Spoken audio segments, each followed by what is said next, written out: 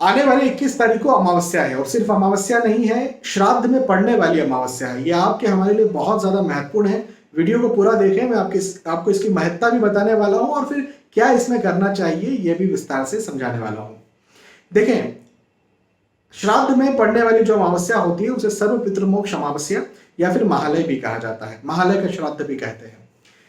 कई सारे लोग ऐसे होते हैं जिन्हें अपने बड़ों का या फिर जो भी अनफॉर्चुनेटली छोटे भी चले गए हैं तो उनका श्राद्ध नहीं पता होता। जैसे उदाहरण के तौर पर मेरे पिताजी नहीं है तो मुझे अपने पिताजी का श्राद्ध कब आता है ये तो पता है, दादाजी का कब आता है ये तो पता है, लेकिन उनके पिताजी का, दादा के पिताजी का, फिर दादा के दादाजी का नहीं पता। अब पितृ तो वो भी है हमारे। तो सर्व पितृमोक्ष अमावस्या एक ऐसा दिन है जब आपके जितने भी पितृ हैं वो आपके घर आते हैं, वो आपसे कुछ चाहते हैं। देखें, जब से श्राद्ध पक्ष शुरू होते हैं तब से पितृलोक के द्वार खुल जाते हैं, और पितृलोक के द्वार जब खुलते हैं तो आपके जो पितृ होते हैं वो आपके घर आते हैं।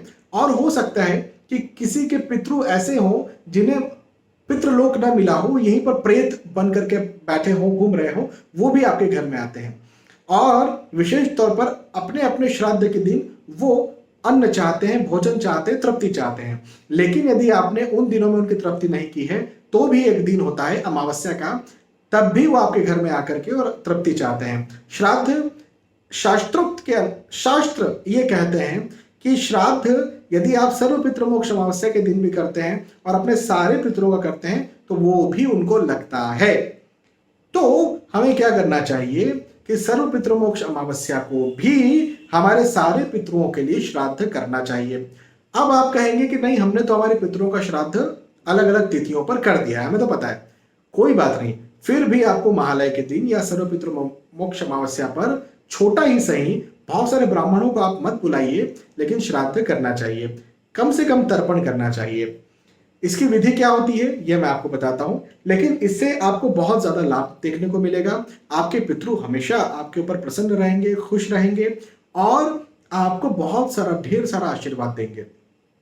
पितृदोष तो बनेगा ही नहीं, दूर दूर तक कहीं आपके परिवार में आने वाले जो पीढ़ी है उसमें भी पितृदोष नहीं रहेगा।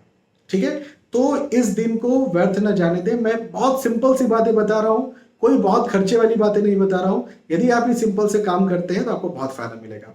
विशेष तौर पर पुरुषों के लिए कहा जाता है कि उन्हें तर्पण करना चाहिए। तर्पण क्या होता है? एक बड़ा थाल लीजिए। अब वो थाल यदि तांबे का हो तो वो ज्यादा बेहतर है। तो तांबे का बड़ा थाल लीजिए जिसमें कि 2-3 लोटे पानी आ जाए, मतलब ऐसा पानी जिसमें आपका हाथ, ये चुल्लू जो बनती है ना, ये डूब जाए, ऐसा थाल लीजिए। उस थाल में पानी डाल दिया आपने, उसी में फिर आपको थोड़े से जौ होते हैं वो, और थोड़ी सी तिल्ली, ये आप डाल दीजिए और इन्हें थोड़ा सा मिक्स कर लीजिए। ठीक है, अब आपको क्या करना है, अपने घर के दक्षिण या फिर दक्षिण पश्चिम दिशा में बैठ जाना है और दक्षिण की ही तरफ मुंह करके बैठना है। ठीक है, और थाल में हाथ डालना है और हाथ डाल करके अपने पितृ जो हैं उनका नाम लेना है। और बहुत ज्यादा श्लोक नहीं बोलते आता, कोई बात नहीं, सिंपल बोलना है। नाम लेना है और नाम लेकर के ऐसे छोड़ना है, या फिर ऐसे करके ऐसे छोड़ना है। देखिए, आपने हाथ डाला, जल आ गया, और फिर ऐसे छोड़ना, तो ये अंगूठे से जो है वो जल जाएगा।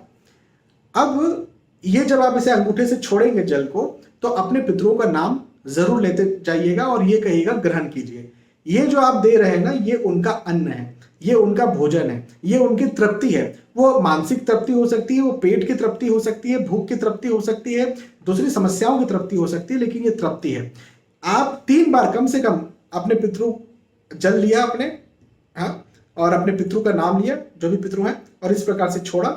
यहां से जो है वो आपका पूरा आपने छोड़ दिया, उसी थाल में छोड़ना है, हाँ, और 3 बार ऐसा करना है एक पितृ का नाम लेकर के। और जितने भी आपके घर से छोटे या बड़े जो भी चले गए हैं उनका नाम लेकर के उनके नाम से 3-3 बार ऐसे अंजलि देना है।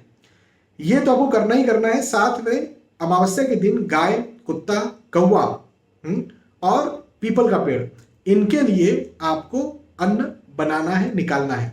आप सिंपल सा कीजिए, एक रोटी लीजिए, भाई रोटी तो बनती है ना, 4 रोटी बना लीजिए। 4 रोटी पर यदि खीर बना सकते हैं तो बहुत अच्छी बात है, खीर रख दीजिए थोड़ी सी, है ना, थोड़े से सब्जी रख दीजिए, बहुत थोड़ी सी चावल रख दीजिए, उसके ऊपर थोड़ी सी दाल डाल दीजिए, थोड़ा सा नींबू रख दीजिए, ये एक रोटी हो गई। यही रोटी को लेकर के गोल करके गाय को दे दीजिए, यही रोटी को कुत्ते को दे दीजिए, यही रोटी को कौवे को या नहीं कौवा मिलता तो अपनी छत पर जाकर के रख के आ जाइए, है, और यही रोटी को पीपल के पेड़ के पास में जाकर के रख के आ जाइए। तो ये भी आपको करना है दिन के 12-1 बजे यदि आप करते हैं तो ये ज़्यादा महत्वपूर्ण है। बहुत जल्दी भी ना करें, 11 बजे, 8 बजे, 7 बजे, इतनी जल्दी नहीं करना है, और लेट तो करना ही नहीं चाहिए। 2, 3, 4 बजे के बाद तो फिर आपको करना ही नहीं चाहिए, क्योंकि 12-1 बजे का वक्त ही पितरों का वक्त होता है। अब हो सके तो एक थाली आप जो है पितरों के नाम से, आपके घर में किसी पितरों की फोटो है तो उनके सामने जरूर रखें। अब इससे ज्यादा यदि आप कर सकते हैं तो ब्राह्मण भोज करा दें, किसी एक ब्राह्मण को बुलाकर। नहीं करा सकते हैं तो कोई बात नहीं, वो जो थाली आपने रखी थी वो खुद ही ग्रहण कर लें।